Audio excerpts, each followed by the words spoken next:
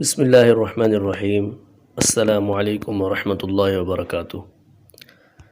ناظرین، گزشتہ قسطوں میں آپ جہاد کے جو بنیادی احوال ہیں وہ جان چکے ہیں۔ آج سے ہم نبی پاک صلی اللہ علیہ وسلم نے جتنے بھی غزوات کیے ان غزوات کا ایک مختصر سا تذکرہ کرتے رہیں گے، نمبر وار، جس طریقے کے ساتھ اور جس نمبر کے ساتھ آپ صلی اللہ علیہ وسلم نے غزوات کیے ہیں اور جہاد میں حصہ لیا ہے، ان غزوات کا مختصر تذکرہ جو ہے اس کو ہم دیکھیں گے۔ جیسا کہ آپ جانتے ہیں کہ اسلام کا جو سب سے پہلا غزوہ ہے اس غزوے کا نام غزوہ بدر ہے۔ تو آج ہم غزوہ بدر کے بارے میں جانیں گے کہ وہ کب پیش ہوا اور اس کے کیا حالات ہیں۔ غزوہ بدر صحیح اور مشہور قول کے مطابق ہجرت کے دوسرے سال 17 رمضان المبارک جمعے کے دن ہوا، جس کا مختصر قصہ یہ ہے کہ ہجرت کے دوسرے سال آپ صلی اللہ علیہ وسلم کو خبر ملی کہ ابو سفیان کی قیادت میں قریش کا ایک تجارتی قافلہ ملک شام سے واپس آ رہا ہے، جس میں قریش کے ہر مرد اور عورت نے اپنا سرمایہ لگایا ہے، جس کی مقدار تقریباً 50,000 دینار ہے۔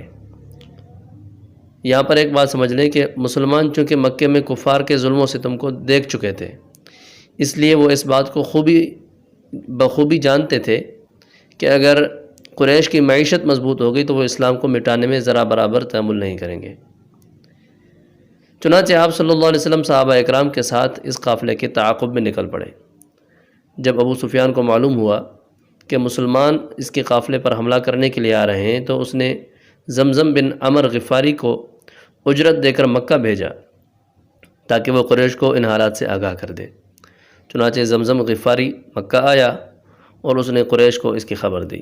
اس خبر کی اطلاع ملتے ہی مکے میں کوہرام مچ گیا اور ابو جہل کی قیادت میں 1000 کا لشکر اپنے قافلے کو بچانے کے لیے مکے سے روانہ ہوا۔ دوسری طرف ابو سفیان نے راستہ بدل لیا اور بدر کے علاقے کو بائیں جانب چھوڑتے ہوئے سمندر کے راستے سے مکے کے لیے روانہ ہو گیا۔ جب ابو سفیان نے اپنا قافلہ محفوظ سمجھ لیا تو ابو جہل کو یہ پیغام بھیجا کہ ہم صحیح سلامت بچ کر نکل گئے ہیں، اس لیے اب تم لوگ بھی واپس ہو جاؤ۔ یہ سن کر ابو جہل نے کہا کہ ہم واپس نہیں ہوں گے بلکہ بدر جائیں گے، جہاں ہر سال میلہ لگتا تھا۔ وہاں 3 دن ٹھہریں گے، جانور ذبح کریں گے، شراب پئیں گے اور عورتیں ہمارے سامنے گائیں گی، اس کے بعد ہم واپس آئیں گے۔ ابو جہل کو اس کی قوم میں سے بھی بہت سارے لوگوں نے واپس لوٹنے کے لیے کہا، لیکن اس نے کسی کی بات نہیں مانی حتیٰ کہ وہ مقام بدر پہنچ گیا۔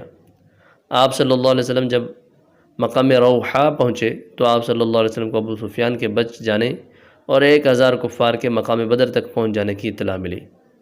کفار کی اس جماعت کا چونکہ آپ صلی اللہ علیہ وسلم اور صحابہ اکرام کو پہلے سے کوئی علم نہیں تھا اور نہ ہی مسلمان مدینے سے جنگ کی تیاری کے ساتھ نکلے تھے، اس لیے آپ صلی اللہ علیہ وسلم نے صحابہ اکرام سے مشورہ کیا کہ ہمیں واپس مدینہ جانا چاہیے یا ہمیں ان کفار سے قتال کرنا چاہیے۔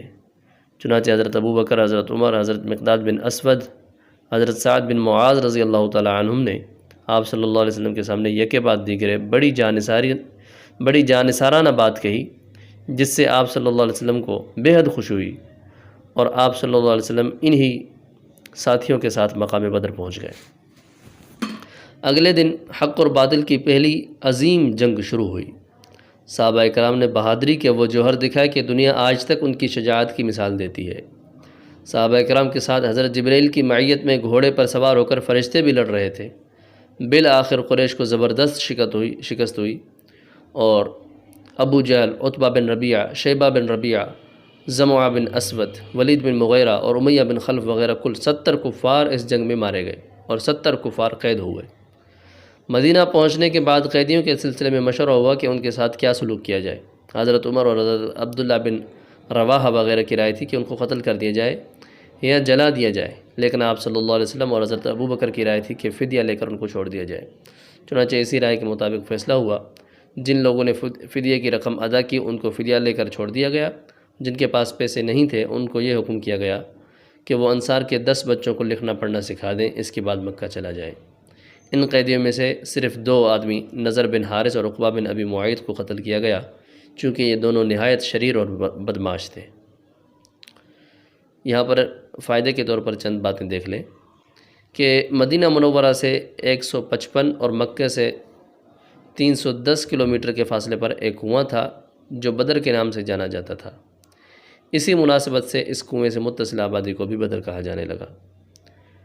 دوسری بات کہ غزوہ بدر میں مشہور قول کے مطابق مسلمانوں کی تعداد 313 تھی، جن کے پاس 2 گھوڑے اور 70 اونٹ تھے، جبکہ کافروں کا لشکر 1000 کا تھا، جن کے پاس 100 گھوڑے اور 700 اونٹ تھے۔